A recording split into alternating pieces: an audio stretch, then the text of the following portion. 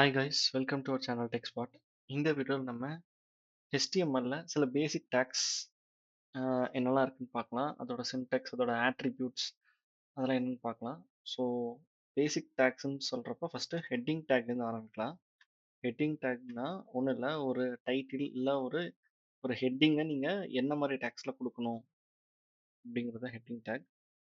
அது வந்து நீங்கள் இந்த மாதிரி H1 டேக்கில் தான் கொடுக்கணும்.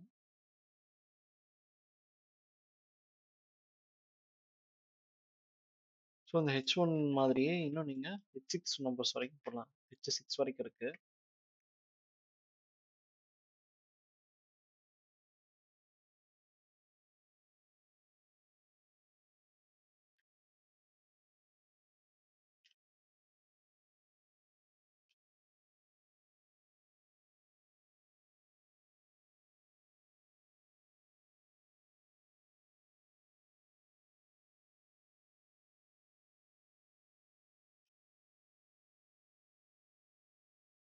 உங்களுக்கு இந்த H1, H2, H3 இந்த மாதிரி போடுறதுல என்ன வித்தியாசம் வரும்னா, ஒன்றும் இல்லை, அதோட ஃபாண்ட் சைஸ் மட்டும், ஃபாண்ட் சைஸ், போல்டு, திக்னஸ் அதெல்லாம் ஒரு டிஃப்ரென்ஸ் உங்களுக்கு தெரியும்.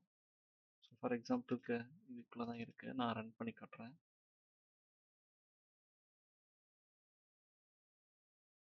ஸோ இதான் அது பாருங்கள். ஃபஸ்ட்டு H1ங்கிறது பெருசாக இருக்குது, H2ங்கிறது சின்னதாக இருக்குது.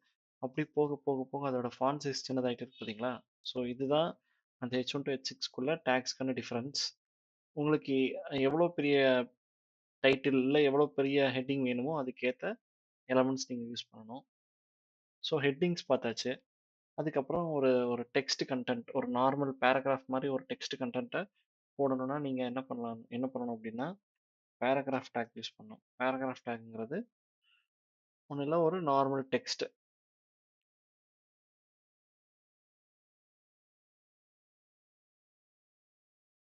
ஸோ இதையும் நான் ரிப்ளிகேட் பண்ணுறேன். ஸோ இப்போ பாருங்கள், உங்களுக்கு டிஃப்ரென்ஸ் தெரியும். ஸோ இது வந்து ஒரு ஹெட்டிங் டேக், இது வந்து பேராகிராஃப் டேக். இந்த மாதிரி நீங்கள் ஒரு கண்டென்ட், ஒரு டெக்ஸ்ட் கண்டென்ட் போடுறப்ப அது டைட்டில் ஹெட்டிங்ஸாக இருந்துச்சுன்னா ஹெட்டர் டேக்லையும், ஒரு பேராகிராஃப் மாதிரி ஒரு திங்ஸ்னால் அதை பேராகிராஃப் டேக்லேயும் நீங்கள் போடணும். ஸோ அடுத்து நாம் இன்னொரு டேக் பார்க்கலாம், இமேஜ் டேக். இப்போ நம்ம வந்து ஒரு ஹெட்டிங் பேராகிராஃப் ஏதாச்சு, அப்புறம் ஒரு இமேஜை எப்படி HTML ஆட் பண்ணுறது அப்படின்னா, அதுக்கு இமேஜ் டேக்னு ஒன்று இருக்குது. ஸோ இந்த மாதிரி IMG போட்டு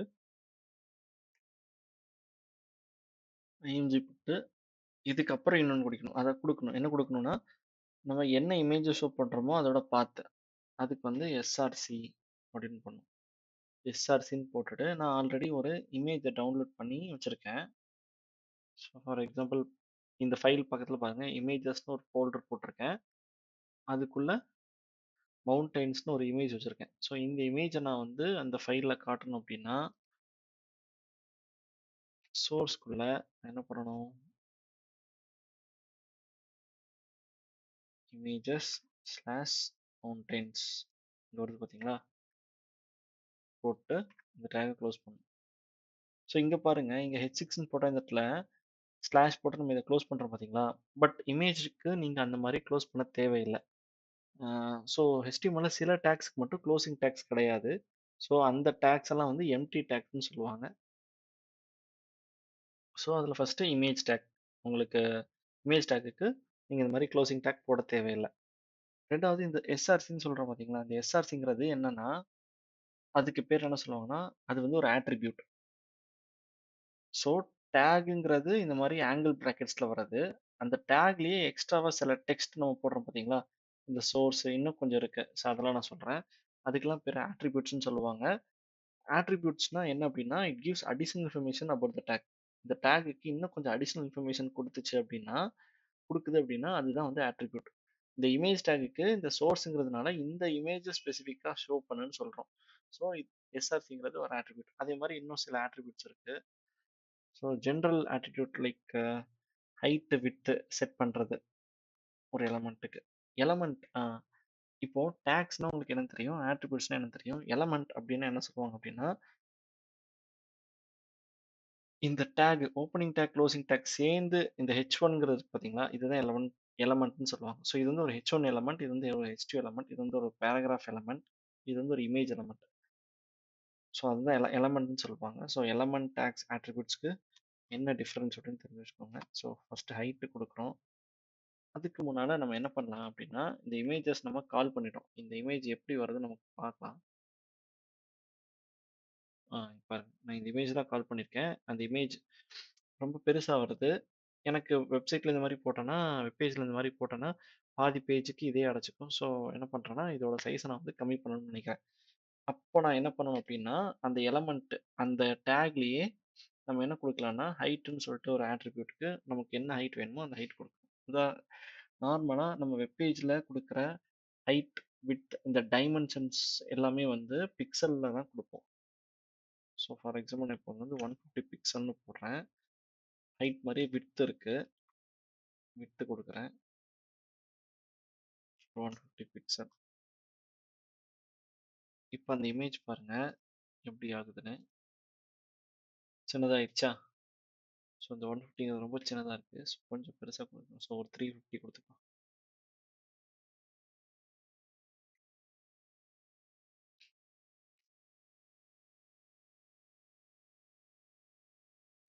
ஓகேங்களா?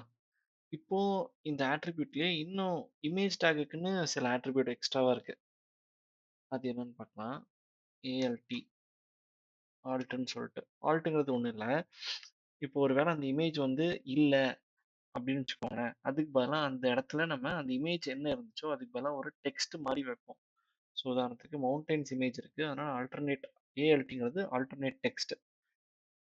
அதுதான் ஆல்ட்ன்னு சொல்லி நம்ம சொல்றோம். அதுக்கு பதிலா நான் இப்போ ஆல்ட்ல வந்து என்ன சொல்றேன்னா மவுண்டெயின்ஸ்னு போடுறேன்.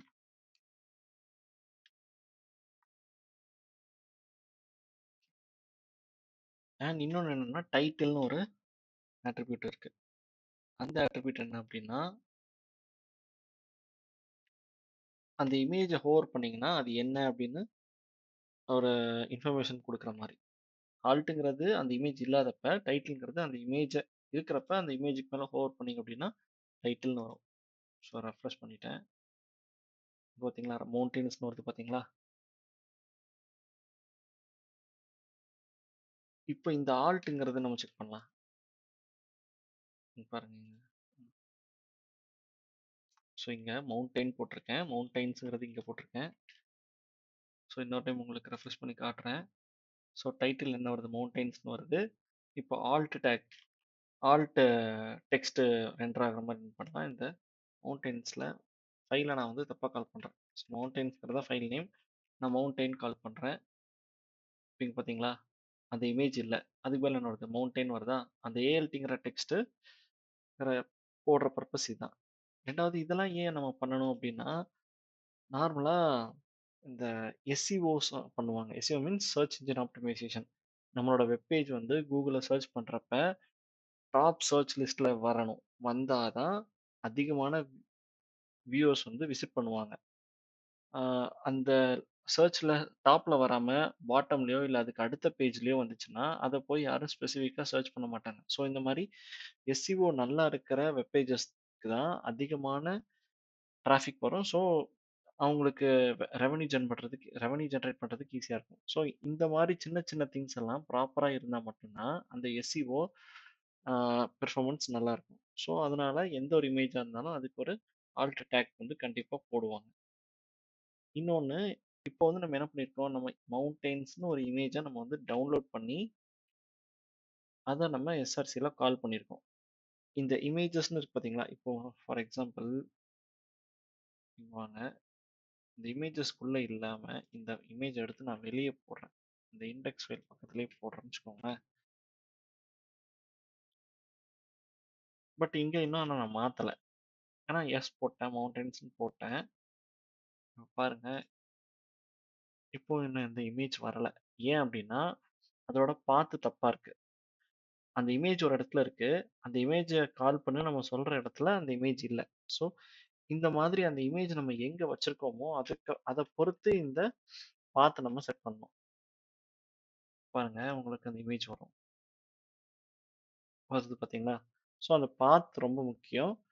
நீங்க வந்து லோக்கல்ல டவுன்லோட் பண்ணி தான் அந்த இமேஜ நீங்க வந்து வைக்கணும் அப்படின்னு இல்ல. நீங்க ஆன்லைன்ல இருக்கிற இமேஜஸ் கூட வைக்கலாம். ஃபார் எக்ஸாம்பிள் நான் வந்து மவுண்டன்ஸ்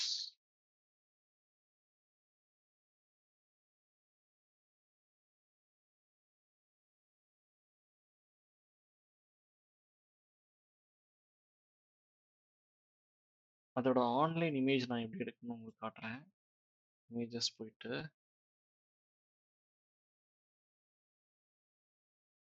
ஃபார் எக்ஸாம்பிள் நான் இந்த இமேஜ் எடுக்க முடியுதான்னு பார்க்கலாம்.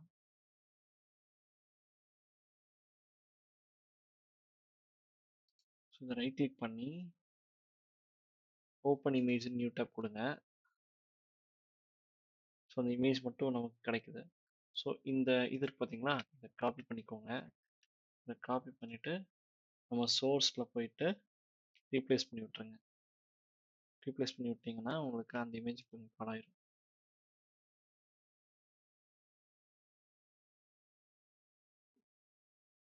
வருது பார்த்தீங்களா. ஸோ நம்ம இமேஜ் யூஆர்எல் வந்து லோக்கலில் டவுன்லோட் பண்ணி வச்சுருக்கோம்னா அது எந்த இடத்துல வச்சுருக்கோம், நம்மளோட ஃபைல் இந்த HTML ஃபைலுக்கும் அந்த இமேஜுக்கும் இருக்கிற கரெக்டான பாத் கொடுக்கணும். அப்படி இல்லை ஆன்லைனில் கால் பண்ணோன்னா இந்த மாதிரி ஆன்லைன் யூஆர்எல்ஸ் கூட நம்ம யூஸ் பண்ணலாம். ஓகேவா. அப்புறம் இன்னொரு டேக் நம்ம என்னன்னு பார்க்கலாம். ஸ்டைல் டேக்னு ஒரு டேக். ஸோ இந்த டேக்லாம் பாருங்கள் நம்ம பாடி செக்ஷனில் யூஸ் பண்ணுறோம். ஸ்டைல் டேக்ங்கிறது என்ன அப்படின்னா, நம்ம இப்போ H1 tag, P tag, image டேக்ன்ட்டு இருக்கு பார்த்தீங்களா, அதெல்லாம் வந்து HTML. அந்த HTMLங்கிறது ஜென்ரலாக அந்த நம்ம போடுற கண்டென்ட்டை அப்படியே ஷோ பண்ணுது. பட் அது அப்படியே இருந்தால் நல்லா இருக்காது. யூசருக்கு இன்னும் கொஞ்சம் ப்ளசண்ட்டாக காட்டணும் அப்படின்னா அதுக்கு நம்ம நிறைய கஸ்டமைசேஷன் பண்ணணும். அதை வந்து நம்ம சிஎஸ்எஸ்ல பண்ணுவோம். சிஎஸ்எஸ்ங்கிறது ஒரு ஸ்டைல் ஷீட். ஸோ இந்த எலமெண்ட் இப்படி இருக்கணும், இந்த எலமெண்ட்டோட ஹைட் இப்படி இருக்கணும், இந்த எலமெண்ட்டோட கலர் இப்படி இருக்கணும் அப்படிங்கிறதெல்லாம் நம்ம வந்து சிஎஸ்எஸ்ல தான் பண்ணுவோம். ஸோ அந்த சிஎஸ்எஸ் கோடை வந்து நீங்கள் ஒரு HTML ஃபைலில் வந்து ஸ்டைல் டேக்குள்ளே தான் நீங்கள் போட முடியும். ஸோ சிஎஸ்எஸ்ஸை வந்து ஒரு 3 விதமாக கால் பண்ணலாம். பட் ஃபஸ்ட்டு இனிஷியலாக இப்போ பேசிக்காக நம்ம அதே ஃபைலில் எப்படி ஸ்டைல் டேக்குள்ளே கால் பண்ணலாம் அப்படின்னு சொல்லி பார்க்கலாம். ஸோ ஸ்டைல் டேக்ங்கிறது நம்ம எழுதுகிற பாடியில் இருக்கிற கண்டென்ட்டை எப்படி ஸ்டைல் பண்ணணுங்கிற அந்த கோட் போடுறதுக்கு உண்டான ஒரு கண்டெய்னர். ஸோ ஃபார் எக்ஸாம்பிள் இப்போ வந்து என்ன பண்ணுறேன், இந்த H1 டேக் இருக்கு பார்த்தீங்களா, H1 டேக்ல இருக்கிற எலமெண்ட்டை வந்து நான் வந்து ரெட் கலரில் காட்டணும்னு நினைக்கிறேன்னு வச்சுக்கோங்க. ஸோ இந்த சிஎஸ்எஸ் எல்லாம் நீங்கள் இன்னும் கொஞ்சம் கொஞ்சம் நான் மூவிங் ஃபார்வர்ட் சீக்கிரமாக அதுக்கும் ஒரு டுட்டோரியல் போடுறேன். ஸோ பேசிக்காக இந்த ஸ்டைல் டேக்குள்ளே தான் இந்த ஸ்டைல் பண்ணுற கோடிங் வந்து வரணும். ஸோ அதுக்கு தான் நம்ம இப்போ அதை முதல்ல நம்ம கற்றுக்கலாம்.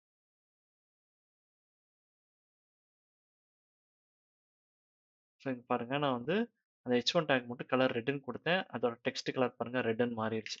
ஸோ இந்த மாதிரி இதுக்கு நீங்கள் எழுதுகிற எந்த ஒரு ஸ்டைலிங்காக இருக்கட்டும், அது எல்லாமே வந்து ஸ்டைல் டேக்குள்ளே தான் நீங்கள் போடணும். இந்த ஸ்டைல் டேக் வந்து எங்கே இருக்கும் அப்படின்னா ஹெட் டேக்குள்ளே இருக்கும்.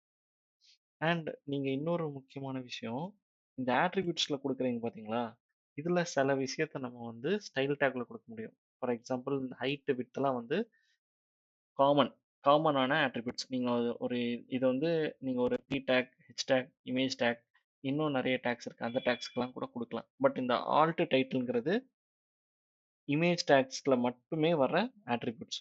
ஸோ இந்த மாதிரி ஹைட் அண்ட் விட்த் இருக்கு பார்த்தீங்களா, இதை நம்ம வந்து என்ன பண்ண முடியும் அப்படின்னா ஸ்டைல் டேக்ஸ்லேயே நம்ம அதை மென்ஷன் பண்ண முடியும். நான் இங்கே கொடுக்குறேன் பாருங்க, இந்த இமேஜ் டேக் இருக்கு பார்த்தீங்களா, ஸோ அதுக்கு வந்து ஹைட் வந்து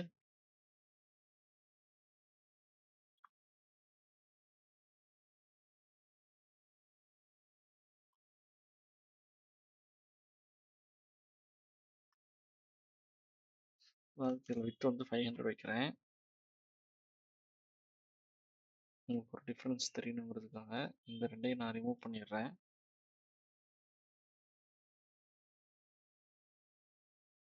பார்க்கலாம். பாருங்க டிஃப்ரென்ஸ் தெரியுதா உங்களுக்கு. இப்போ வந்து 350 வித் வந்து 500 இருக்கும்.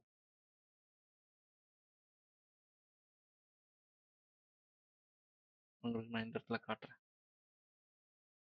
வித் வந்து 500 இருக்குதா, வித் 500 வந்து வித் 500, ஹைட் வந்து 350. ஸோ இந்த மாதிரி நீங்கள் ஒரு எலமெண்ட்டுக்கான ஸ்டைலிங் ரிலேட்டட் கூட வந்து நீங்கள் ஸ்டைல் டேக்ஸில் தான் எழுதணும். ஓகேவா? ஸோ இந்த வீடியோவில் நம்ம ஹெட்டிங் டேக், பேராகிராஃப் டேக், அப்புறம் இமேஜ் டேக், அப்புறம் ஸ்டைல் டேக் பார்த்துருக்கோம். அப்புறம் இமேஜ் டேக்கில் some attributes like alt, title, அப்புறம் ஹைட்டு, வித்துங்கிறது ஒரு common attribute. So remaining things நம்ம நெக்ஸ்ட் கிளாஸில் பார்க்கலாம். தேங்க்யூ, பாய்.